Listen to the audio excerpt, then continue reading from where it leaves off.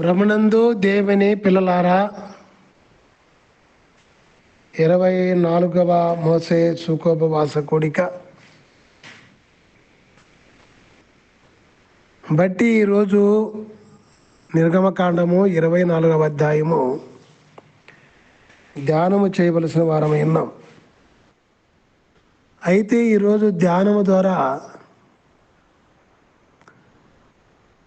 ముఖ్యంగా మనం నేర్చుకోవలసిన అంశం ఏమిటంటే, దేవుని యొక్క తేజస్సులో ఏ మానవుడు ప్రవేశించలేడు.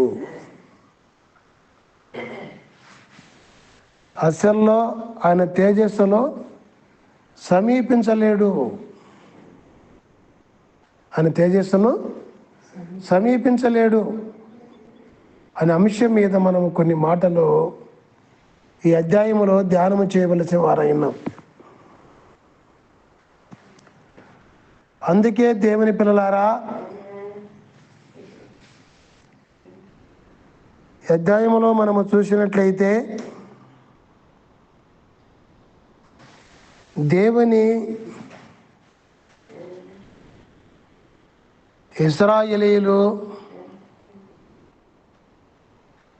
చూడగలిగినారు, తెలుసుకోగలిగినారు.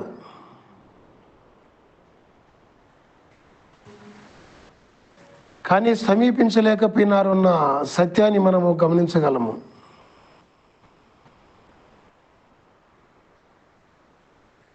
అయితే దేవుని ఏ విధంగా చూసినారు అన్నది కూడా తెలియదు. కానీ ఆయన అంత తేజస్సు కలిగి ఉన్నాడు, మనుషులు సమీపించలేనంత తేజస్సు అన్న వాస్తవాన్ని వారు చూసినట్లు ఈరోజు అధ్యాయం ద్వారా మనం తెలుసుకోగలం. అయితే ఆ తేజస్సు, మనిషి దేవుని యొక్క తేజస్సును సమీపించలేనటువంటి బలహీనత నుండి ఎలాగా సమీపించగలము అనే విషయాలు కూడా ఈరోజు ధ్యానం ద్వారా మనం తెలుసుకోగలము. చూడండి, 24వ అధ్యాయము 8వ వచనంలో మనం చూసినట్లయితే, ఒక ప్రాణ బలి అర్పణ ద్వారా తప్పక ఆ కార్యము నెరవేర్చుకోలేడు మానవుడు అన్నది మనకు తెలియబడుతుంది. ఎందుకంటే ఆ రోజు కోడెలు, మేకలు, పొట్టేళ్ళ యొక్క బలి అర్పణ ద్వారా వారు ఆ దేవుని చూడగలిగినారు. దేవుడు ఎంత శక్తిగల దేవుడు అని చెప్పి తెలుసుకోగలిగినారు, సమీపించలేకపోయినప్పటికీ. ఇంకా చెప్పాలంటే దేవునితో సమాధానము, విశ్వాసము, విధేయతకు మార్గాన్ని ఏర్పరుస్తుంది. దేవునితో సమాధానానికి, విశ్వాసానికి, విధేయతకు మార్గాన్ని ఏర్పరుస్తుందని దేవుని పిల్లారా హెబ్రీయులకు రాసిన పత్రికలో 9వ అధ్యాయము 19-20 వచనాల్లో మనం చూడగలం. ఆ రోజు పశువుల యొక్క బలి అర్పణ ద్వారా కార్చిన రక్తము ద్వారా వాళ్ళు చూడగలిగినారు, దేవుని తెలుసుకోగలిగినారు. దాన్ని బట్టి ఈరోజు దేవునితో సమాధానము, విశ్వాసము, విధేయతకు మార్గాన్ని ఏర్పరచబడుతుంది. బలి అంటే సమస్త మానవుల పట్ల కూడా మరి యేసుక్రీస్తు చెందిన రక్తము ద్వారా నెరవేరుతున్నట్లు మనము చూడగలము. అదే రోమా పత్రిక 1వ అధ్యాయము 5వ వచనంలో చెప్పినట్లుగా, మార్కు సువార్త 14వ అధ్యాయము 24వ వచనంలో యేసుక్రీస్తు ప్రభువారు శిష్యులైన వారికి అన్నాడు, ఇది క్రొత్త నిబంధన నా రక్తము అని. దేవునితో మానవుడు సమాధానం పొందాలంటే, మానవుడు సమీపించలేని తేజస్సు అనే పరలోకంలో చేరాలంటే, మరి ఈరోజు భూలోకంలో ఉన్నట్లే ప్రతి మానవుడు కూడా ఆయన కార్చిన రక్తము ద్వారా మరి దేవుని పిల్లారా ఆయనతో విశ్వాసము, ఇంకా సమాధానము, దేవుని పిల్లలారా విధేయతకు, యేసుక్రీస్తు యొక్క సవాసములో ప్రతి ఒక్కరూ ఆయనే ఆ దేవుడని చెప్పి తెలుసుకొని, దేవుని పిల్లారా విశ్వాసము కలిగి సవాసము కలిగి విధేయత కలిగి జీవించడానికి ముందుగా ఈ అధ్యాయంలో ఇజ్రాయేల్ పట్ల ఆ రక్తము ప్రోక్షణ కలగడానికి ఒక బలి అర్పణ జరిగించినట్లు మనము గమనించవలసిన వారైన కనుక యేసు ప్రభువు వారి యొక్క బలిని కూడా మనము బలి అర్పణ కూడా మనము జ్ఞాపకము చేసుకొని దేవునితో సవాసము కలగాలంటే, సమీపించలేని ఆ దేవుని యొక్క తేజస్సులో మనం ప్రవేశించాలంటే మోక్షరాజ్యంలో యేసుక్రీస్తు యొక్క బలి అర్పణ ద్వారా, ఆయన కార్చిన రక్తము ద్వారా కాక మరొకటి కాదని మనకు హెబ్రీయులకు రాసిన పత్రిక 9వ అధ్యాయం 11వ వచనం నుంచి 18వ వచనం వరకు మనం బాగా ధ్యానము చేసినట్లయితే, మరి దేవుని పిల్లారా అందులో ఒక మాట మీకు గుర్తు చేస్తున్నాను, ఇంటికి వెళ్ళి మీరు తర్వాత బాగా ధ్యానం చేయండి, అర్థమవుతుంది. మరణ శాసనము ప్రకటించిన వాడు మరణము కాక తప్పదు. మరణ శాసనాన్ని ప్రకటించిన వాడు మరణం కాడు అవశ్యమని ఆ యొక్క హెబ్రీ పత్రికలో పౌలు గారు చెప్తారు. మరి ఆయన మరణించి రక్తాన్ని ఖర్చిన దేవుడు ఎవరంటే యేసుక్రీస్తు ప్రభువారే. ఎందుకు? పరలోకములో ఉన్న దేవుని యొక్క మయం ఆ తేజస్సును మానవుడు సమీపించలేనందున పాపములో ఉన్న మానవుని పాపాన్ని కడుగుడు కొరికే ఆయన రక్తమంతా కార్చి ఆయన చనిపోయి తిరిగి లేచాడు, మానవుని యొక్క ప్రతి ఒక్కరి విమోచన క్రయధనముగా. అందుకే మూడవదిగా మనం గమనించినట్లయితే, విశ్వాసులు పరిశుద్ధంగా నడవాలని ప్రయత్నించుచుండగా యేసు రక్తము కడిగి పవిత్రపరుస్తుందని యోహాను పత్రిక 1వ అధ్యాయము 7వ వచనములో, 2వ అధ్యాయము 2వ వచనములో కూడా మనం చూడగలం. అవును దేవుని పిల్లారా, చాలా మంది భూలోకములో మోక్షానికి వెళ్ళిన ఆశ ఉంటుంది, పవిత్రంగా పరిశుద్ధంగా మంచిగా బ్రతకాలని ఆశ ఉంటుంది. కానీ ఒక సత్యాన్ని తెలుసుకోవాలి, ఒక విశ్వాసం కలిగి ఉంటారు, దేవుడు ఉన్నాడు, మోక్షం ఉంది అనే విశ్వాసం. అయితే ఈ విశ్వాసాన్ని సొంతము చేసుకోవాలంటే ఆ విశ్వాసము ద్వారా ఏం కావాలి? ఈరోజు యేసుక్రీస్తుని తెలుసుకొని నా కోసం చనిపోయి తిరిగిన దేవుడు, రక్తాన్ని కార్చిన దేవుడు, ఆయన రక్తమే నా పాపాన్ని కడిగి పవిత్రపరిచి దేవునితో సమాధానపరిచి విశ్వాసమును బలపరిచి విధేయత నేర్పేది ఆయన వాక్యమే, ఆయన రక్తమే అని చెప్పి మనము ఆయన వాక్యము ద్వారా మనము తెలుసుకోవలసిన వారమై ఉన్నాం. యేసు రక్తము చేత కడగబడాలని కూడా మనము తెలుసుకొని, దేవుని పిల్లారా రక్తముతో కడగబడాలి. ప్రభువా, నా పాపాన్ని కడిగి నీ యొక్క మానవుడు సమీపించాలని, నీ తేజస్సులో ప్రవేశించాలంటే నీవే నాకు కారణము, నీవే నాకు మార్గము, నీ రక్తము లేకుండా నా పాపం కడగబడకుండా తండ్రి పరిశుద్ధమైన నీ యొక్క తేజస్సులో నేను ప్రవేశించాలని చెప్పి తెలుసుకొని, ప్రభాని నేను పాపిన పాపాలు కొడుగని ప్రతి ఒక్కరు కూడా కడగబడుతూ ఈ లోకంలో బ్రతకాలి, కడగబడుతూ బ్రతకాలి. అప్పుడే దేవుని యొక్క మానవ సమీపించలేని తేజస్సులో ప్రవేశించగలము. అలాగే దేవుని పిల్లారా, 4వదిగా మనము చూసినట్లయితే పాప పరిహారము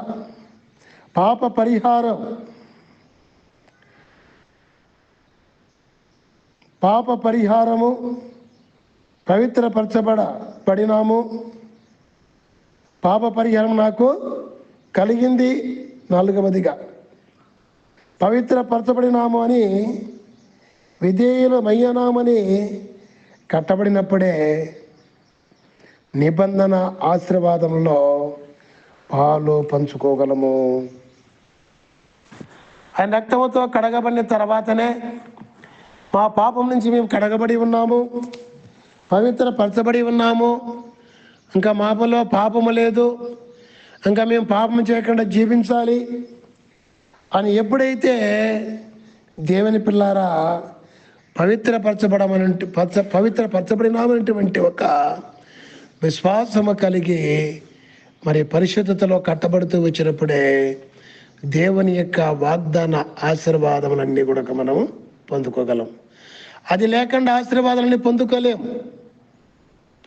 ముఖ్యంగా మానవుడు సమీపించలేని దేవుని యొక్క తేజస్సుల పరలోకములో మోక్షరాజ్యంలో ఎవడు చేరలేడు.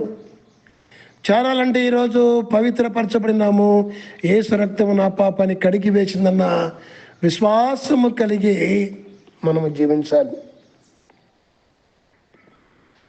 మరి 5వదిగా మనము చూసినట్లయితే,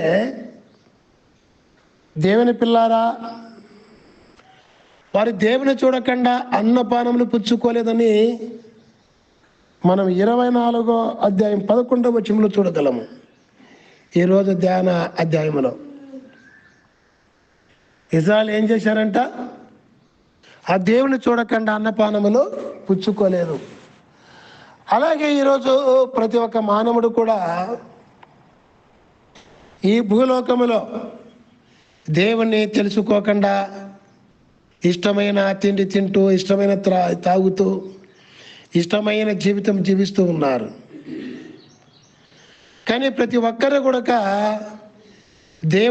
మానవుడు సమీపించలేని తేజస్సు కలిగిన దేవుని రాజ్యానికి వెళ్ళాలంటే, దేవుని పిల్లారా ఆ భయంకర నరక అగ్నిలో కాలకుండా ఉండాలంటే ఈ లోకములో అన్నపానముల కంటే కూడా ముఖ్యంగా దేవుని తెలుసుకోవాలని దేవుని యొక్క గ్రంథము సెలవిస్తూ ఉంది. ఇజ్రాయెల్ అలాగా చేసినారు. దేవుని చూడకుండా అన్నపానములు పుచ్చుకోలేదు. దేవుని చూసిన తర్వాతనే అన్నపానాలు పుచ్చుకున్నారు. అవును దేవుని పిల్లారా, ప్రతి ఒక్కరము కూడా ఇలాగా దేవుని తెలుసుకోవాలి. అన్నిటికంటే ముఖ్యంగానే ప్రతి ఒక్కరు ఈ రోజు నుంచి దేవుని తెలుసుకోవడానికి, సత్యాన్ని వెలిసిన చేయడానికి, మరి ఈ లోకంలో ఏమైనా త్యాగం చేయాలని ఈరోజు వాక్యం తెలియపరుస్తూ ఉంది. ఆ దేవుడు యేసుక్రీస్తే. తెలుసుకోండి, నమ్మండి. ఆయనే ఆ సమీపించలేని తేజస్సులో చేర్చగల దేవుడు. ఆ మార్గం నేనే అన్నాడు. ఆయనే బలి అయినాడు మన కోసము. ఆ రక్తమే మన పాపాన్ని కడిగి పవిత్రపరుస్తుంది. మరి తెలుసుకొని నమ్మి రక్తం చేత కడగబడి పవిత్రపరచబడినాను, పరిశుద్ధ నేను, ఇంకా ఏ పాపం చేయకూడదని ఈ లోకంలో అని సవాసం కలిగి జీవించాలంటే తెలుసుకోవాలి. తెలుసుకోకపోతే దేవుని మనుషు జనులంతా కూడా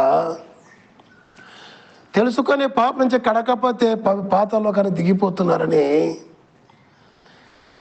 దేవుని తెలియని వారు పాపము చేయకుండా దుష్టక్రియలు చేస్తున్నారని, ఆ దుష్టంతా కూడా పాతాల్లోకి దిగిపోతున్నారని కీర్తనకారుడు 9:17 చెప్పి ఉన్నాడు.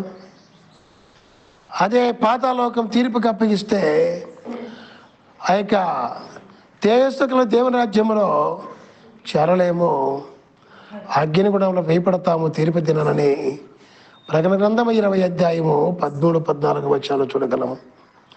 అది రెండవ మరణమని ఆత్మ కూడా మన ముందని తెలుసుకొని ఈరోజు మనము అన్నపానముల కంటే కూడా ముఖ్యంగా, ఇంకా ఈ లోకంలో అన్నపానముల కంటే ముఖ్యమైనది ఏముంది? ఏమి లేదు కదా. అన్నపానముల కంటే ముఖ్యంగా దేవుని తెలుసుకోవాలని ప్రతి ఒక్కరూ ఆశపడితే దేవుడు ఆశ తీరుస్తాడని ఈరోజు ధ్యాన వాక్యం తెలియపరుస్తూ ఉంది.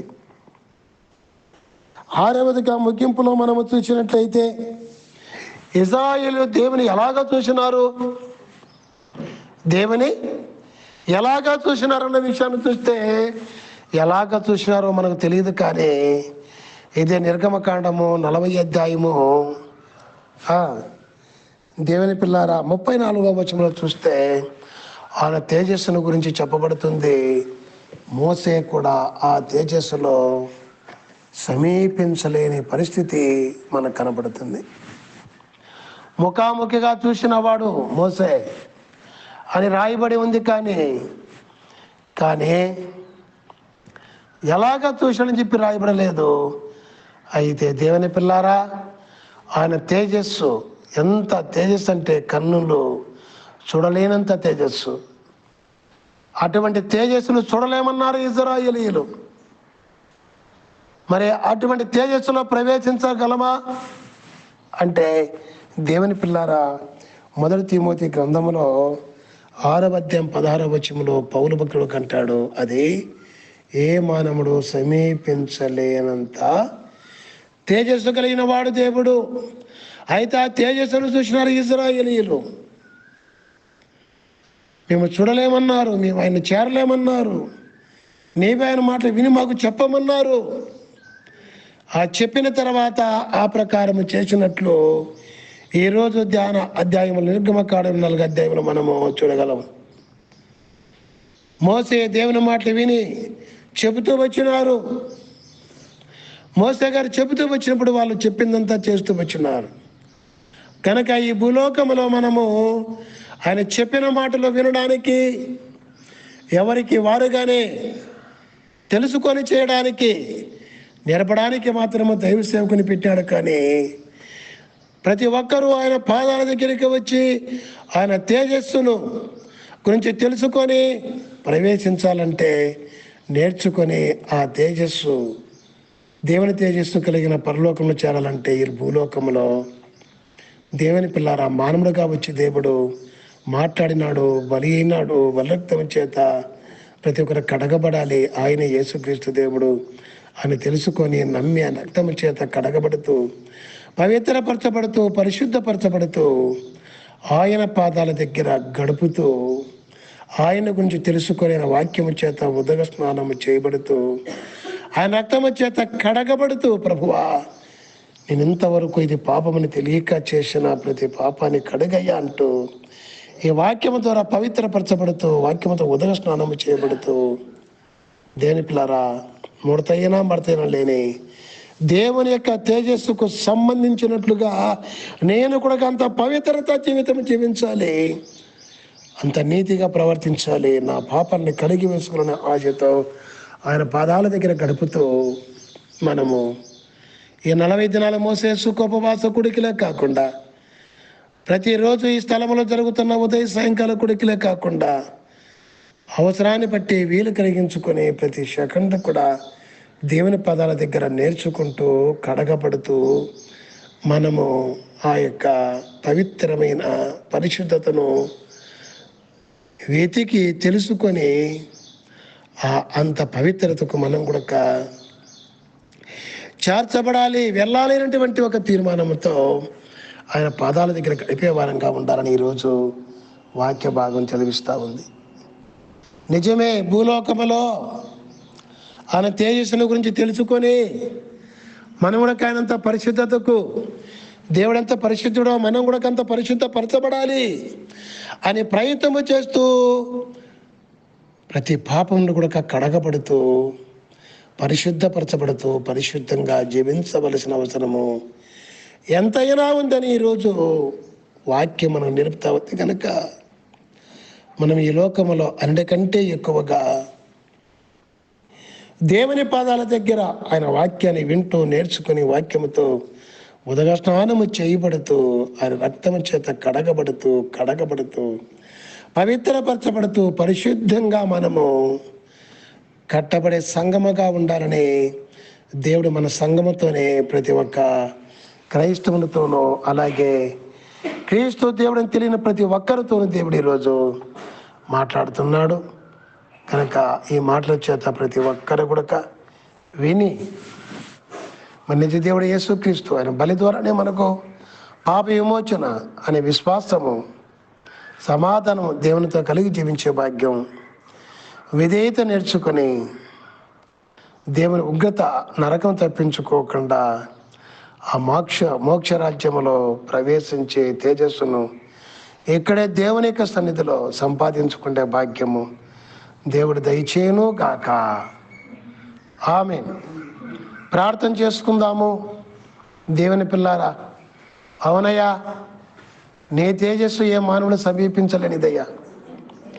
పరలోకమును సమీపించాలంటే మానవుని యొక్క పాపముల నుంచి ప్రభా దేవుని తెలియకుండా, అయా దేవుని యొక్క బలి అర్పణ గురించి తెలియకుండా, ఆయన యేసుక్రీస్తుని తెలియకుండా, అయా నీ రక్తము చేత కడగబడకుండా, విశ్వాసము సమాధానము నీతో కలిగి విధేయత కలిగి నీ పాదాల దగ్గర అయా జీవించకుండా పరలోకానికి మోక్ష రాజ్యానికి ఎంత భక్తులైనా రాలేరు యేసయ్యా.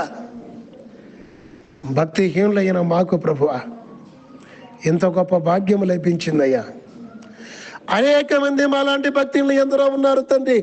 వారందరూ తెలుసుకొని ప్రభా ఈ గొప్ప భాగ్యాన్ని పొందుకొని ఏ మానవుడు సమీపించలేని పరలోకానికి చేరుటకు నీ పాదాల దగ్గర వచ్చి నేను తెలుసుకొని పరిపూర్ణంగా నీ వాక్యం వింటూ ఏ వాక్యముతో ఉదక స్నానము చేయబడుతూ నీ రక్తము చేత కడగబడుతూ జీవించడానికి ఇచ్చిన మోసే సుఖోపవాస కోడికలు, అలాగే తైలాభిషేక పండగ తండ్రి రేపు నెల 10వ తేదీ అనేక మంది ప్రభువా యొక్క ఆడియో ద్వారా వచ్చి వినుటకు, నేను తెలుసుకొనుటకు, నమ్ముటకు, విశ్వాసము నీతో సమాధానము పొంది విధేయత కలిగి జీవిస్తూ వింటూ నీ రక్తము చేత కడగబడుతూ నీ రాజ్యము కొరకు బ్రతికేవారుగా అనేక మంది చేయము. అందుకొరకు మనగానను బలపరచుము ప్రభువా. నాకు ఇచ్చిన కుటుంబంలో ప్రతి ఒక్క బిడ్డను బలపరచము. కూడి ఉన్న ప్రతి ఒక్క బిడ్డను బలపరచము. సంఘంలో ప్రతి కుటుంబంలో ప్రతి ఒక్క బిడ్డను బలపరిచి అనేకమంది నడిపించేవారుగా చేయం. మహిమ ఘనత కీర్తి ప్రభావములు పొందము. యేసుక్రీస్తు ప్రభు వారి పుణ్య నామమున అడిగి వేడుకుంటున్నాము తండ్రి. ఆమేన్.